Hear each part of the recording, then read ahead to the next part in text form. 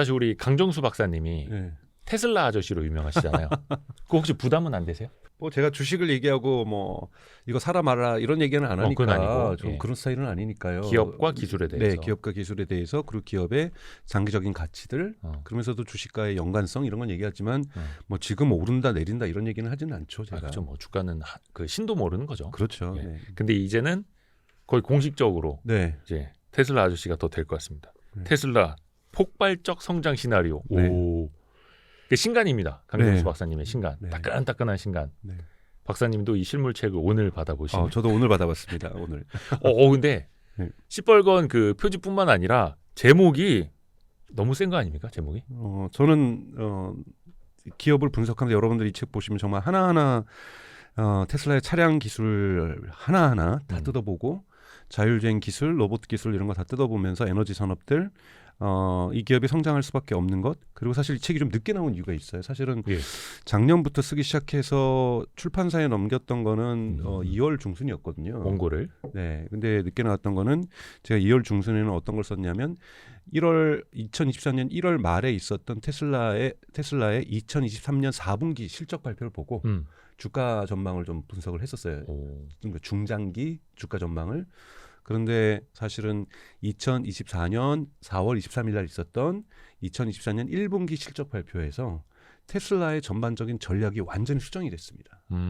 그래서 그 수정을 하느라고 제가 그 주가 전망 부분도 처음부터 다시 썼고 서문도 처음부터 끝까지 다시 써야만 했던. 그래서 사실은 4월 23일 이후에 그 주는 정말 주말 두 번에 있는 주말은 계속 날밤 새면서 테슬라의 어떤 전략 변화가 가지고 있는 의미들 그리고 이것에 따라서 주가 전망이 어떻게 될 것인가라는 부분을 완전히 새롭게 써서 앞부분에 집어넣고 출판사에서 넘기고 출판사에서 되게 빠르게 작업을 해주셔서 그래도 5월 말에 나오는 이러한 성과를 낼 수 있었습니다. 그리고 여기에다가 가장 최근 1분기 실적까지도 네, 같이 1분기까지 실적 분석을 하면서 제가 사실은 2022년부터 실적 분석 재무제표를 다 뜯어봤었거든요. 예. 재무제표를 2019년부터 제가 재무제표를 역으로 해서 좀 살펴봤었죠. 그래서 제가 그거 관련돼서 첫 글을 썼던 건 2023년에 제가 한번 2023년 3분기 실적을 보면서 처음부터 연습으로 제가 애널리스트가 된다는 기분으로 해서 실적 분석을 하면서 주가 전망을 그때부터 글을 계속 썼었고요. 사실은 매 분기마다. 근데 그때 2019년부터 데이터 재무제표를 다 뜯어봤었고 그래서 여기에도 2019년부터의 재무제표에 기반해서 이 어떻게 예를 들자면 평균 생산 비용이 어떻게 하락하고 있는지 그리고 에너지 부분에서의 매출이 어떻게 증가하고 있는지 그리고 서비스 부분에서의 매출이 어떻게 증가하고 있는지 이런 부분들까지 하나씩 다 보면서 이 테슬라의 재무제표에 기반해서 주가 전망은 어떻게 될 것인지 이런 부분까지 다 담고 있습니다. 우선은 2024년 1분기 실적 그리고 그때 컨콜에서 좀 메시지 가장 최근 트렌드부터 한번 좀 짚어볼까요? 네, 우선 여러분 보셔야 되는 것은 그러니까 올해 2024년 들어서 주가가 대단히 많이 하락을 했습니다. 그러니까 그 하락의 계기가 무엇이고 그리고 140달러까지 내려갔던 것이 어떤 모멘텀으로 다시 상승하게 됐는가를 볼 필요가 있는데요. 자, 하락을 하게 됐던 것은 우선 1분기 실적가 아니죠.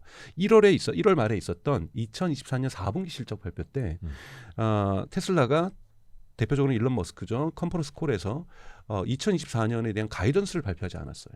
그러니까 23년 4분기 실적을 발표하면서 24년 가이던스를 발표하지 않았다. 네, 물었는데 인베스터들이 그러니까 투자자들이 질문했는데 가이드를 말할 수 없다고 얘기했어요. 그럼 약간 부정적으로 받아들이죠. 그러니까 시장이 어렵다라고 얘기를 한 거죠. 시장이 어렵다라고 얘기를 한 거고 그때 일론 머스크가 뭐라 그랬냐면 관세 장벽이 없다라고 한다라면 중국에 있는 전기차 기업들이 전기차 기업뿐만이 아니라 모든 전 세계에 있는 자동차 기업을 몰락시킬 거라고. 그래서 중국 차에 대한 관세 장벽 세워야 된다. 라는 뜻은 아니었어요. 그러니까 관세 장벽이 없다라면 다 망할 걸 너네들은. 그리고 우리도 심각한 타격을 받을 거라는 뜻의 맥락이라고 좀 보고 있고 어제 또 일론 머스크가 파리에서 있었던 비바 행사에서 사실은 관세 장벽에 미국의 관세 정책에 대해서 반대한다고 얘기를 했어요. 잠깐만요. 그게 무슨 뜻이에요? 예를 들어서 관세를 세우면 오히려 자기들한테 전체 자동차 회사한테 경고해 준 거고 중국 자동차 기업이 그렇게 무섭다라고 평가를 해준 거죠. 관세 장벽이 없다라면 중국 기업들이 전 세계 자동차 업체를 다 몰락시킬 거라는 거죠. 예를 들면은 지금 중국의 자동차들이 미국으로 들어가고 그리고 한국으로 들어오고 지금 유럽은 들어가면서 지금 유럽도 지금 난리잖아요. 네네네. 그러니까 이런 식으로 지금 전 세계를 갖다가 지금 공세하고 있는데요. 여러분 보셔야 될 것이 2023년에 전체 자동차 수출량으로 볼 때 예. 지금까지 일본이 항상 1등을 했었어요. 2등이 독일이고요. 네. 2023년 중국이 1위입니다. 중국이 정말 무섭습니다. 양으로. 예, 양으로. 우선 양으로는 1위를 했고요. 전 세계 자동차 수출 국가 1위 국가로 등극을 했고, 네. 그리고 이번에 이제 3월에 있었던 베이징 모터쇼에서 현대 기아차 임원진들도 충격을 받았잖아요. 예. 한국도 여러분도 아시겠지만 언론 보도에서도 충격을 받고 전 세계가 충격을 받았습니다. 중국의 전기차가 이렇게까지 발전했는가? 품질 면에 있어서도 과거에 한 2년 전만 해도 뭔가 저렴은 한데 뭔가 그런 느낌 있잖아요. 저렴이 예, 싸구려 저렴이. 이런 느낌이었는데 품질 면에서도 압도적으로 차이가 없거나 또는 앞서가고 있다는 걸 느끼게 된 것이 이번에 베이징 모터쇼였고요. 그리고 지금 일본, 중국, 특히 이제 유럽으로 수출되면서 유럽에 있는 자동차 전문지에서 평가를 합니다. 이제 들어온 것들에 대해서 소비자들을 위해서 독일에 있는 폭스바겐의 전기차 ID3가 좋으냐, 비아디의 전기차가 좋으냐 했더니 비아디가 더 좋다고 나오는 거예요. 그러니까 이런 것은 대단히 큰 변화라고 볼 수가 있는 거고 이런 부분에서 일론 머스크가 사실 경고를 한 거예요. 관세 장벽을 세우라는 것이 아니라 중국의 무서움이 이 정도다. 즉 관세 장벽이 없다라면 전 세계 자동차 업계를 다 디몰리시할 거다라고 얘기를 한 거고 자 이것이 테슬라에 구체적으로 미치는 영향은 뭐냐면 테슬라가 중국에서의 마켓 쉐어가 줄어들 수밖에 없다라는 거를 일론 머스크가 시인한 거죠. 중국이 쉽지 않은 시장이라는 거고 그리고 지금 거시경제 환경이 변하지 않고 있으니 즉 높은 이자율이 변하고 있지 않으니 미국이나 유럽에서의 판매율도 갑자기 늘어날 일도 없고 특히 유럽은 아직까지는 경기 침체에 빠져 있고 그러다 보니 2024년에 판매량 예측을 못하겠다고 얘기를 한 거예요. 저는 심지어는 지금 생각에는 2024년 판매량이 2023년 총량보다도 줄어들 수도 있다라고 저는 생각이 들어요. 아하, 판매량 자체는 그러니까 예를 들면 작년에 183만 대 정도를 팔았잖아요. 네. 올해 뭐 많이 팔아야 180만 대, 뭐 조금 넘어야 사실 전문가들의 컨센서스는 220만 대에서 230만 대거든요. 저는 거기도 못 미칠 가능성이 있다라고 봐요. 일론 머스크가 그런 부분에서 1분기 때 그런 발표를 하다 보니까 주가가 그때 크게 꺼졌죠. 그러니까 이제는 자동차 생산량으로 테슬라 주가를 판단하는 거죠, 시장에서. 네, 그렇게 판단했었어요. 그리고 일론 머스크도 거기에 대해서 특별한 말을 안 했고 그냥 불안하다, 올해 한 해가 이렇게만 얘기해서 주가가 많이 꺼졌고 또 한 번 주가가 꺼졌던 게 3월 말에 있었던 로이터의 독점 보도예요. 로이터가 일론 머스크가 모델 2를 생산하는 거를 테슬라가 포기했다. 네. 이 보도가 나왔고 독점 보도 나왔고 일론 머스크가 바로 익스닷컴에서 로이터가 다시 거짓말하고 있어. 이렇게 이제 답변을 하면서 거기다가 대고 그렇다고 해서 진짜 언제 생산할 거는 얘기도 안 하고 로봇택시를 8월 8일 날 공개할 거야. 그러니까 시장이 되게 그럼 뭐지 테슬라 뭐 하겠다는 거지? 로봇택시를 8월 8일 날 하고 그럼 로봇택시는 원래 뭐냐면 넥스트 제네레이션 플랫폼이라는 것을 지금 테슬라가 만들고 있고 여기에서 그러니까 1분기 그 1월 달에 했었던 컨퍼런스 콜에서는 여기가 2025년 하반기부터 이 넥스트 제너레이션 플랫폼에서 모델 2와 로봇택시가 거의 동시에 생산되거든요. 2025년 하반기부터. 네네. 이게 같은 생산 라인이에요. 거기에서 즉 핸들하고 페달하고 가스 페달하고 브레이크를 떼면은 로봇택시가 되는 거고 이걸 붙이면 모델 2가 되는 이런 식으로 지금 생산을 할 계획이라고 1월 말에는 일론 머스크가 얘기를 했고요. 그것이 2025년 하반기라고 얘기를 했는데 이 로이터는 그 계획을 포기했다라고 얘기를 한 거고 근데 나중에 말씀드리겠지만 로이터 얘기도 틀린 건 아니에요. 근데 또 일론 머스크는 로봇택시는 8월 8일 날 공개할 거야라고 얘기하니까 로봇택시가 2025년 하반기부터 생산되는 건데 또 8월 8일 날 공개한다는 건 도대체 이게 뭔 얘기인가 하면서 이 혼란들이 주저하면서 여러분 3월 말부터 더 내립니다. 주가가. 네, 주가가 더 내려서 언제까지 내리냐면 4월 23일까지 계속 내려요. 3월 말부터 해서. 그래서 140달러대까지 내려가게 되죠.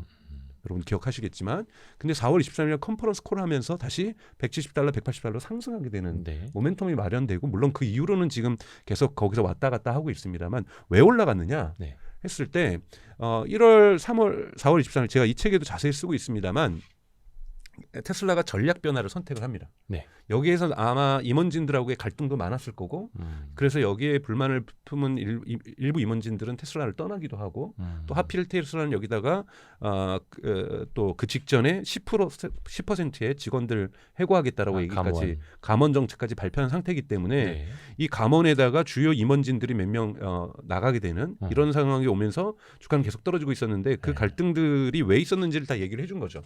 즉 테슬라는 이제 자동차 기업이 아니라는 것을 선언을 했습니다. 4월 23일 날. 예. 그러면서 뭐라고 얘기를 하냐면 일론 머스크가 FSD를 믿지 않는다면 테슬라의 오토노미, 그러니까 자율주행을 믿지 않는다면 테슬라에 투자하지 마셔라까지 얘기했어요.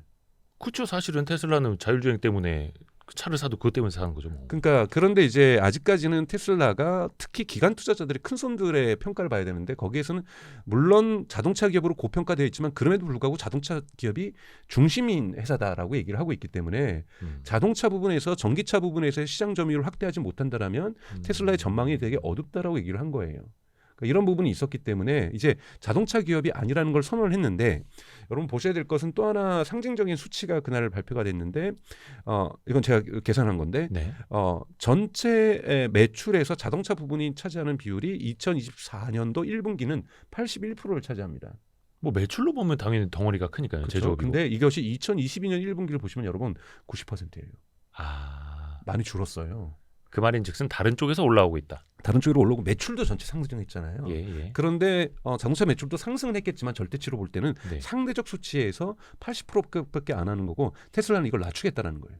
근데 그러니까 낮추는 것이 자동차를 안 팔아서 낮추는 게 아니라 다른 쪽에서 올리겠다는데 이 두 가지 부분이 에너지 사업 부분하고 서비스 사업 부분입니다. 그러니까 테슬라는 재무제표상 세 가지 사업 부분으로 구별을 해요. 하나는 자동차 오토모티브, 그러니까 자동차 사업 부분이고 두 번째가 에너지 사업 부분이고 세 번째가 서비스 사업 부분입니다. 근데 이 두 번째 사업 부분에서 에너지 사업 부분 여러분도 잘 아시는 메가팩이죠. 네. 메가팩이 지금 매출이 급상승하고 있고요. 여기에서 순수익률이 이번에 나왔지만 23%가 나왔어요. 그러니까 총 매출 이익이 그로스 마진이 23%가 나왔거든요. 그럼 대단히 좋은 매출 마진율이죠. 예. 그리고 이 에너지 부분은 메가팩만 먼저 잠깐 얘기를 하고 되면 일론 머스크가 뭐라 그랬냐면 메가팩의 사업이 자동차 사업의 매출을 넘어설 거라고 얘기했어요. 언제쯤요? 시기도 앞으로 그러니까 시기는 이제 앞으로 2, 3년이 걸릴 거라고 얘기를 했습니다만 그러니까 근데 그것의 대표적인 것이 지금 메가팩을 건설하고 있는 생산 라인을 노스롭에서 증설하고 있다라는 거고요. 그러니까 생산 라인이 지금 하나였는데 한 줄이었는데 두 줄을 추가해서 세 개로 충전을 하고 있고 여러분도 보셨겠지만 지난주에 상하이에서 공사를 시작을 했습니다. 4월 말에 상하이에도 메가팩 공장을 이거를 메가팩토리라고 합니다. 차를 만드는 것을 기가팩토리라고 이거 메가팩토리 세컨드 메가팩토리를 상하이에서 건설을 시작을 했어요. 원래 허가나 이런 것들은 이미 그 전부터 이루어진 거고요. 네. 작년 말부터 짓겠다고 얘기를 했거든요. 근데 실제로 삽을 떴고 지금 굴착기가 이제 돌아가기 시작을 4월 말에 합니다. 근데 중국이 기가팩토리가 다른 데서는 1.5년 정도 걸리는데 중국은 9개월 만에 기가팩토리 만들었잖아요. 그렇기 때문에 잘하면 올해 말에 완공이 될 가능성이 있고 올해 말에 메가팩이 들어갈 수도 있다고 얘기를 하는데 이것이 왜 중요하냐면 이미 1생산 라인에서 만드는 건 2025년 하반기까지 솔드아웃 돼 있어요. 그러니까 짓자마자 용처가 이미 다 정해져 있다라는 거예요. 그러니까 더 생산을 해야지 더 팔 수가 있는 거죠. 그러니까 이미 계속해서 풀 생산해도 다 팔리는 제품이라는 거예요. 그러니까 왜 메가팩이 중요합니까? 여러분 지금 재생에너지 특히 아리백에 참여한 기업들이 되게 많습니다. 네. 메가팩의 주요 고객 중에 하나가 여러분 애플이나 아마존이에요. 그러니까 재생에너지 생산 단지를 만들면 메가팩을 반드시 사야 됩니다. 그러니까 대규모 재생에너지 단지를 만들면 에너지가 많이 생산될 때 저장하고 적게 생산할 때 이것을 그리드에다 내보내는 배선망에다가 내보내는 그러니까 ESS 같은 개념으로. 그러니까 그렇죠. 근데 에너지가 저장되는 공간이죠. 대형 에너지가 저장됐다가 이걸 가지고 그러니까 태양 같은 경우에는 낮에는 많이 생산되지만 저녁에 많이 생산되지 않잖아요. 그러니까 일정하게 그리드에다 제공해줘야 되는 것도 있고요. 또 하나는 미국이나 유럽이나 호주는 에너지를 민간이 살 수도 있고 팔 수도 있습니다. 네네. 근데 여기 메가팩에도 인공지능이 붙어 있거든요. 오토비더라는 테슬라의 인공지능이 있어서 단타 매매를 해요. 전기를. 그래서 전기가 싸면은 바로 사서 메가팩에 저장합니다. 그리고 전기가 비싸지면 바로 팝니다. 그러니까 아비트리지 비즈니스를 하는 거죠. 마진 거래를 하는 거예요? 그렇죠. 그래가지고 호주 같은 경우는 2년도 안 돼서 메가팩 구매 비용과 설치 비용을 이 에너지 거래로 벌었다라는 거예요.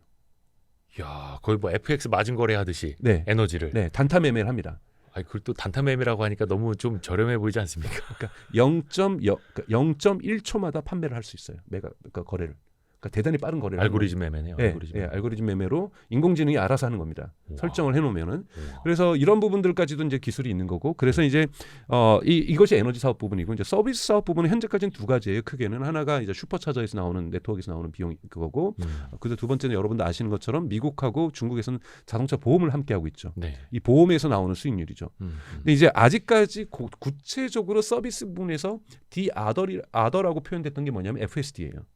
FSD 매출이 아주 미세하게 있었는데 그거를 드러내지 않으려고 다른 거라고 뭉뚱그려 놨거든요. 네. 근데 이제 저는 이제 빠르면 올해 3분기나 4분기부터는 FSD 매출을 따로 집계할 거라 보고 있어요.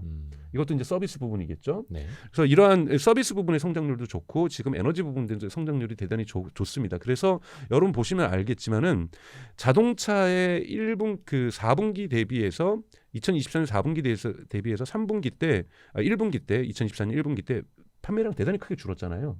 잠시만요. 그러니까 약간 발음이 23년하고 24년이 좀 헷갈려서, 그러니까 23년 4분기 대비 24년 1분기에 줄었다. 네, 매출이 줄었죠. 네. 많이 줄었잖아요. 그러니까 말씀이 빠르셔가지고 네. 저희 구독자분들이 네. 1.5배속으로 볼 필요가 없대요. 1배속으로 봐도 빠르시니까. 그래서 그런 상태에서도 예. 이 그로스 프로핏 마진은 증가했거든요. 네. 이것이 바로 에너지 부분과 서비스 부분에서의 이익이 크게 증가했기 때문에 자동차 부분에서의 순이익은 줄었지만 네. 전체 순이익이 증가했다라는 것은 이 나머지 부분이 성장을 해주고 있다라는 거예요. 그래서 일론 머스크가 4월 23일 날 테슬라가 발표했던 건 뭐냐면 테슬라 AI 이코시스템. 에코시스템. 네, 그러니까 테슬라의 AI에 기반한 테슬라의 생태계를 발표를 했어요. 그래서 생태계를 발표하면서 중심에는 테슬라의 AI 기술이 있고 이것이 차량으로 연결될 경우에 그 다음에 FSD가 돼서 있는 거고, 이것이 일반 소비자가 구매하는 차량으로 연결되는 FSD고, 이것이 로보택시로 연결될 때는 로보택시 비즈니스가 되는 거고, 그리고 이것이 메가팩하고 연결될 때 메가팩에서의 아까 말씀드렸던 오토비더가 나오는 거고, 네. 이것이 휴머노이드 로봇인 옵티머스하고 연결돼서 또 만들어지는 거죠. 그러면서 이 AI를 받쳐주는 도조 슈퍼컴퓨터가 존재하는 거고요. 그리고 이 도조 슈퍼컴퓨터도 지금은 테슬라의 FSD를 위해서 이 학습용으로 사용되고 있지만 학습이 어느 정도 끝나게 되고 도조 슈퍼컴퓨터는 대단히 지금 크게 증설되고 있으니까 이것이 어느 정도 완성되면 여유 컴퓨팅이 나올 경우는 이것도 클라우드 서비스로 들어가겠다. 이렇게 지금 밝히면서 AI를 중심으로 해서 완전히 새롭게 재편되는 전략을 발표를 했습니다. 이것이 근데 시장에서 우선 일차적으로 좀 믿음을 줬고요. 기관 투자자들한테. 두 번째 중요한 발표를 하게 되는데 신차와 관련된 그러니까 저가 차량에 대한 전략을 발표를 해요. 네. 2025년 하반기에 만약에 더 넥스트 제너레이션 플랫폼이라고 하는 곳에서 생산하게 되면 좋은 점은 여기에 테슬라의 모든 기술이 다 들어가기 때문에 생산 비용을 일반적으로 50% 저렴하게 만들 수 있다고 얘기를 했어요. 그럼 수익률이 좋아지겠죠. 네. 엄청난 기술 혁신이 들어가는 건데 이것이 흔히 말하는 램프업, 양산 구간에 들어가려면 2026년에나 들어갈 수 있겠죠. 그러니까 시작을 2025년 하반기에 하는 거니까요. 그런데 이렇게 대응하기는 중국의 저가 차량에 대응하기는 너무 속도가 늦다라는 거예요. 네. 그래서 여기에서는 로보택시는 생산하겠지만 좀 더 저렴한 모델은 기존의 생산 라인은 모델 3와 모델 Y를 생산하는 곳에서 생산하겠다. 그래서 이것을 2025년 상반기에 출시하겠다. 그러니까 저렴한 차량. 원래 계획보다 앞당긴 거죠. 그러니까 모델 Y랑 모델 3를 통해서.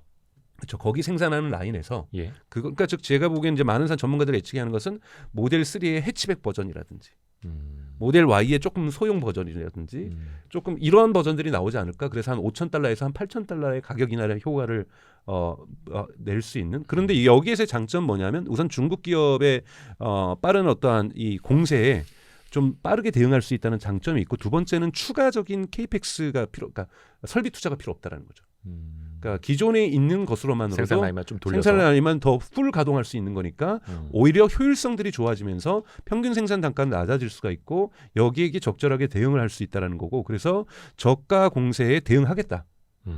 그래서 지금 성장률 둔화에 대응하겠다라는 것들을 가격 저렴한 버전으로 대응하겠다는 계획까지 밝히니까 이거는 자동차 기업으로서도 괜찮은 전략이라고 기관 투자자들이 평가를 하면서 테슬라에 대한 긍정적 시각들이 형성이 됐다라고 볼 수가 있습니다. 아하. 네. 생산 라인 효율화.